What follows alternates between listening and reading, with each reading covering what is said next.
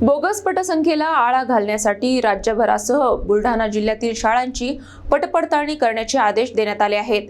11, 15 आणि 22 एप्रिल या 3 दिवसात ही विशेष मोहीम राबविण्यात येणार आहे। बुलढाणा जिल्ह्यात शाळांमध्ये बोगस विद्यार्थ्यांची संख्या रोखण्यासाठी शिक्षण विभागाने कडक पावले उचलली आहेत। शिक्षण संचालक कार्यालयाच्या आदेशानुसार राज्यभरासह बुलढाण्यातही पटपडताळणी मोहीम राबविण्यात येणार आहे। या अंतर्गत इयत्ता 2री ते 8वीच्या नियतकालिक मूल्यांकन चाचणी परीक्षांच्या दिवशी म्हणजेच 11, 15 आणि 22 एप्रिल रोजी प्रत्यक्ष उपस्थित विद्यार्थ्यांची पडताळणी करण्यात येणार आहे। याचबरोबर 9वी आणि 11वीच्या विद्यार्थ्यांची ही उपस्थिती तपासली जाणार आहे। 11वीच्या मराठी, भौतिकशास्त्र आणि इंग्रजी विषयांच्या परीक्षांच्या दिवशीही पडताळणी होणार आहे। या मोहिमेसाठी प्राथमिक आणि माध्यमिक शिक्षणाधिकारी कार्यालयाकडून विशेष पथके नियुक्त करण्यात आली आहेत। पडताळणीनंतर अहवाल वरिष्ठांकडे सादर करण्यात येणार असून पटसंख्येमध्ये तफावत आढळल्यास संबंधित शाळांवर कारवाई होणार असल्याचा इशारा शिक्षण विभागाने दिला आहे।